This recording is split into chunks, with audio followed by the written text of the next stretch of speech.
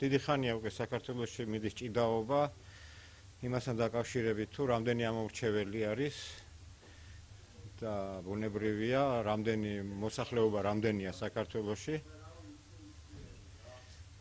ეს კარები არ შეიძლება რომ ვიხუროთ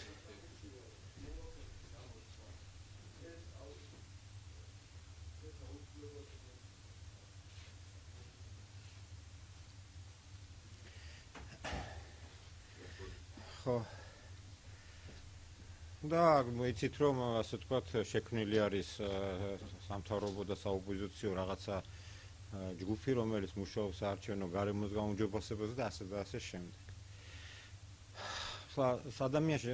ადამიანს ვერ ნახავთ საქართველოში რომელიც ზუსტად გეტყვის ციფრს რამდენი მოსახლეობა არის ქვეყანაში. სხვადასხვა ციფრები სახელდება, მაგრამ მთავარი ის არის რომ ყველას ეჭვეპარება იმ რეალურ ციფრებში რომელსაც აქვეყნებს სტატისტიკის დეპარტამენტი ამორჩეველთა იმ რაოდენობაში რომელსაც აქვეყნებს ცენტრალური საარჩევნო კომისია ყოველი არჩევნების წინ და აქედან გამომდინარე ჩვენ ძალიან დაგვაინტერესა ამ საკითხმა და ბუნებრივია წმინდა სახელმწიფოებრივი საკითხია იმიტომ რომ პირველ რიგში რა თქმა უნდა ხელისუფლებამ უნდა იცოდეს თუ რამდენი მოქალაქე ყავს ქვეყანაში იმიტომ რომ ეს არის დაკავშირებული მე ბიუჯეტთან, დაგეგმვასთან, ასე ვთქვათ და 1000 სტრატეგიების განსაზღვრასთან. ამიტომ ჩვენ გადავწყვიტეთ რომ ჩაგვეტარებინა სამუშაო და შეგვეფასებინა ის რეალური მდგომარეობა რომელიც ამ საქართველოში მოსახლეობასთან არის დაკავშირებული მის რაოდენობასთან და აქედან გამომდინარე მე თუ ამას დაადგენ ძალიან იოლია დაადგინო ამორჩეველთა რაოდენობა. საკმაოდ სერიოზული სამუშაო ჩატარდა მე უნდა გითხრათ დაახლოებით 2 თვე მიდიოდა ამაზე მუშაობა. ჩვენ ყავს ძალიან კარგი სპეციალისტები, სოციოლოგები და დემოგრაფები. ძალიან მაღალი რანგის და უნდა გითხრათ რომ ის რომ საყოველთაოდ ცნობილია რომ სახელმწიფოს რომელშიაც ესე იგი ძალადობა და რეჟიმი ბატონობს ყურადღება ყოველთვის მოსუსტებულია გარკვეულ საკითხებთან დაკავშირებით, იმიტომ რომ ასეთი მენტალიტეტი არსებობს, რომ შეიძლება ყველაფრის ძალადობითა და ცემატყებით გადაწყვეტა. ამიტომ აღმოჩნდა, რომ სხვადასხვა სახელმწიფო უწყებების, ასე ვთქვათ, არქივებში, სხვადასხვა დაწესებულებების ოფიციალურ მონაცემებში არის გაფანტული ის რეალური, ასე ვთქვათ, მონაცემები, რომელიც საქართველოში მოსახლეობისა და ამორჩეველს რაოდენობას ეხება. ეს არის ძალიან საინტერესო საკითხი შესაძლოა. ეს მე ჩამოგითვლით. ეს არის ჯანმრთელობის დაცვის სამინისტრო. ეს არის სოფლის მეურნეობის სამინისტრო. ეს არის ცენტრალური საარჩევნო კომისია. და აღარ გავაგრძელებ და ასე შემდეგ. ყველა საინტერესო ის არის რომ ჩვენ გაგვაჩნია პირველადი მასალები საქართველოში ჩატარებული ყველა მოსახლეობის ყველა აღწერის, რომელიც აგრეთვე იძლევა ძალიან სერიოზული ანალიზის საშუალებას. ასე რომ აი ამ ასე ვთქვათ მასალების შეფასებით და ანალიზით დაიდო დოკუმენტი, რომელიც რა თქმა უნდა მარტო საქართველოში არ გავრცელდება, იცით თქვენ რომ საქართველოს სტუდენტთა პარტია ძალიან სერიოზულად არის ინტეგრირებული ევროპის სტუდენტთა პარტიაში, ის არის ევროპის სტუდენტთა პარტიის მმართველი საბჭოს წევრი, ჩვენ გვყავს ევროპის პარლამენტში მმართველი ფრაქცია, ჩვენ გვყავს ძალიან კარგი ურთიერთობები სხვადასხვა ევროპულ ქვეყნებთან, ევროკომისიასთან და ასე შემდეგ და ეს მონაცემები ყველაფერი გადაეგზავნება შესაბამის საერთაშორისო ორგანიზაციებს, ფონდებს და იმ ხალხს, რომელიც დაინტერესებულია საქართველოში დემოკრატიული არჩევნების ჩატარებით. ეხლა შედეგების შესახებ. მე უბრალოდ დაგისახელებ ციფრებს და თქვენ თვითონ მიხვდებით თუ რა კატასტროფა ტრიალებს ქვეყანაში. არა მარტო იმ თვალსაზრისით, რომ როგორ აყალბებს ხელისუფლება მონაცემებს, არამედ რეალურად დემოგრაფიული თვალსაზრისით. საქმე იმაში გახლავთ, რომ პირველადმა ანალიზმა არსებული ოფიციალური მონაცემები დაჩვენა სრული აბსურდი იმ სტატისტიკაში, რომელიც საქართველოს სტატისტიკის დეპარტამენტი აქვეყნებს. ეს იმდენად იოლი და მარტივი დასანახი არის, რომ მე უნდა გითხრათ, რომ უკვე ამას სისხლის სამართლის პასუხისმგებლობის სუნიც კი უდის, იმიტომ რომ როგორც სისხლის სამართლის კოდექსში, ადმინისტრაციულ კოდექსში ოფიციალური სახელმწიფო მონაცემების გაყალბება ისჯება პატიმრობით სხვათა შორის. უბრალოდ რამდენიმე მაგალითს მოგიყვანთ და თქვენი თვითონ მიხვდებით. მარტო ის რადგირს, რომ მთელი აი მონაცემები, რომელიც ჩვენ გაგვაჩნია დაწყებული 1990 წლიდან საქართველოში ჩატარებული არჩევნების შესახებ. გვიჩვენებს, რომ მოსახლეობის რაოდენობა საქართველოში ეტაპობრივად მცირდება 1990 წლიდან და პარალელურად ამისა ამორჩევლების რაოდენობა ფანტასტიკურად იზრდება. ეს არის სრული აბსურდი, მოგეხსენებათ, იმიტომ რომ ყოველად შეუძლებელია, რომ 1990-91 წელს საქართველოს მოსახლეობა იყო 5,5 მილიონი და ამორჩეველი 3,600,000 და ბოლო 2000 წლის არჩევნებში, როდესაც მოსახლეობის რაოდენობა ოფიციალურად დაფიქსირებული იყო 4,400,000, იგივე ამორჩევლების რაოდენობა იყო. ეს არის სრული აბსურდი, ეს არის ოფიციალური მონაცემები, რომელიც გამოქვეყნებულია და ეს უკვე უხეშად მიუთითებს იმას, რომ რაღაცა საშინელება ხდება სტატისტიკაში. თუმცა მარტო ამაში რო იყოს საქმე, კიდე ასე თქვა ადამიანი არაფერს არ იტყოდა. ყველა საინტერესო აქ არის, რომ პირველივე, ესე იგი, ერთი თვალის შეხედვით აღმოჩნდა ის, რომ საქართველოში, ესე იგი, ახალგაზრდების რაოდენობა შემცირებულა ოფიციალურ მონაცემებით, როცა ანალიზს გავუკეთებთ, 2002 წლის ესე იგი აღწერის შემდეგ, რომელიც ზუსტი მონაცემები არის, საქართველოში 24%-დან 14%-მდე. უმარტივესი გათვლებით ჩანს ის, რომ თუ ეს მართალია, 2002 წლიდან 2010 წლის ჩათვლის საქართველოში ჩატარენ არ დაბადებულა. აი ესეთ აბსურდებთან აგვაქვს ოფიციალურ სტატისტიკაში საქმე. ამიტომ რადგან ეს ყველაფერი, ასე ვთქვათ, ესეთი მდგომარეობა, მე აღარ ვლაპარაკობ სხვა მონაცემებზე, ასე ვთქვათ, შობადობის საკითხებზე და ესეც დარღვეულია ყველა საერთაშორისო კანონზომიერება, დემოგრაფიული და ასე ვთქვათ, აქედან გამომდინარე, ბუნებრივია ჩვენმა ჯგუფმა ასეთი შედეგები მიიღო.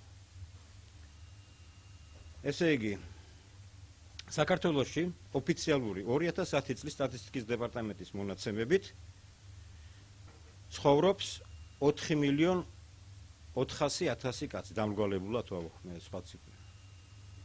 ჩვენი გაანგარიშებით საქართველოში ისევ დამრგვალებულად არის რეალურად 3,200,000 მაცხოვრებელი.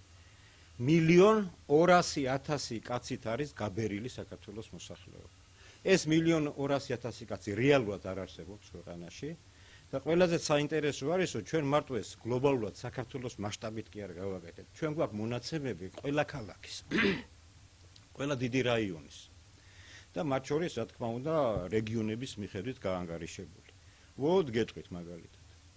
ქალაქი თბილისის მოსახლეობა დაანგარიშებული ოფიციალური სტატისტიკის დეპარტამენტის მიერ არის 1,150,000 ასე ვთქვათ, მაცხოვრებელი.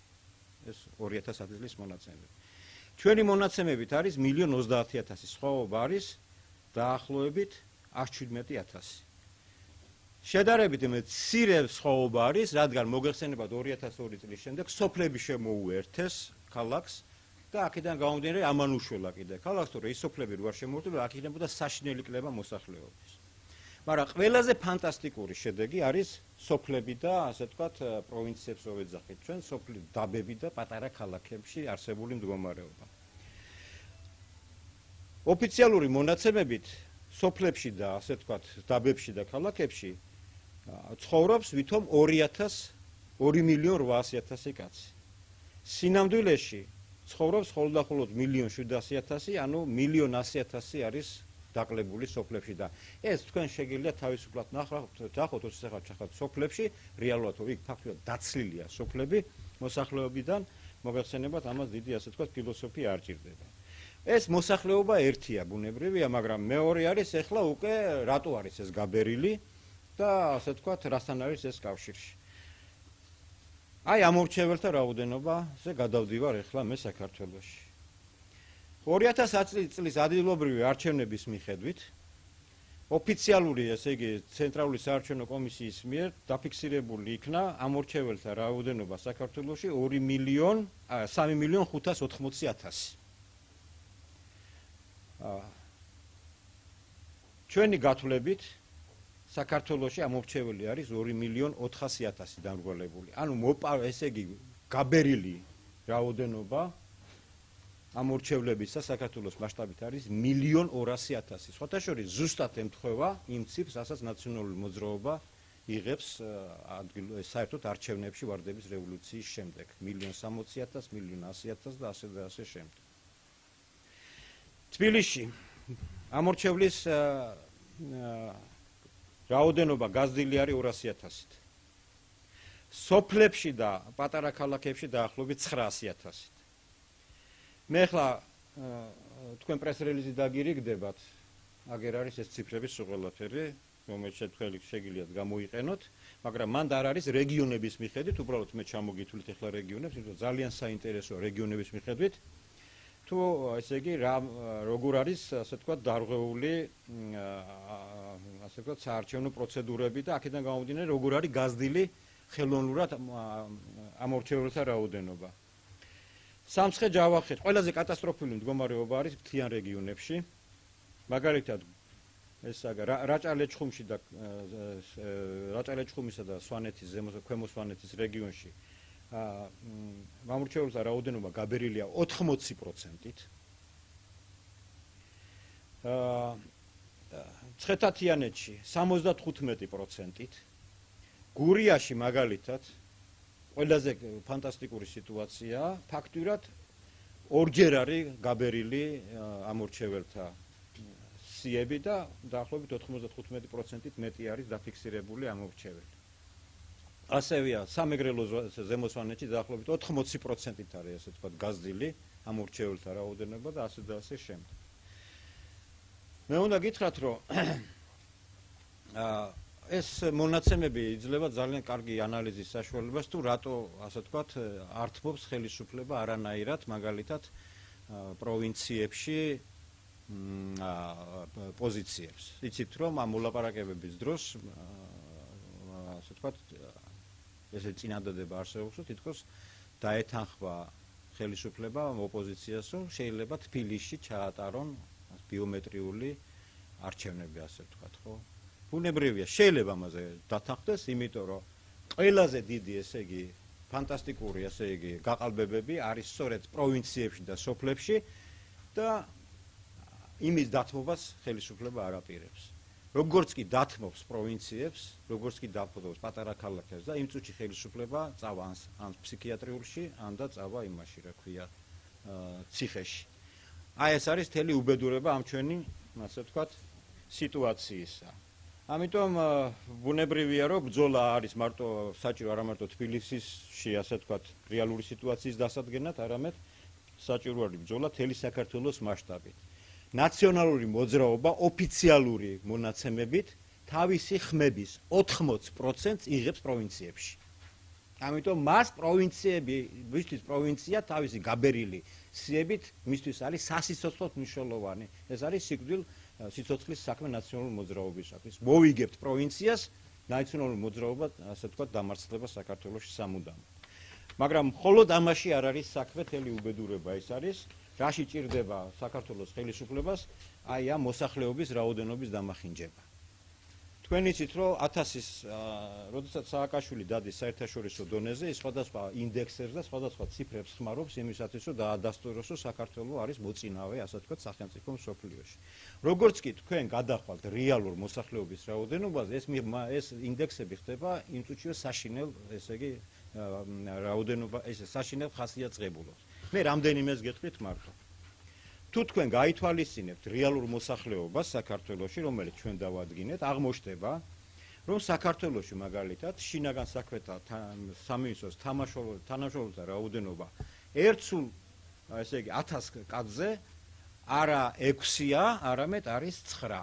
რითიდან ჩვენ სოფლიოში გავდივართ მესამე ადგილზე და დაახლოებით იგივე რაოდენობა აქვს რუსეთს და ერთადერთი ვინც გვისწრებს ეს არის ბელორუსია. ბელორუსიაში პოლიციელთა რაოდენობა 1000 მოსახლეზე არის 14 რუსეთში არის 9 და საქართველოშიაც არის 9.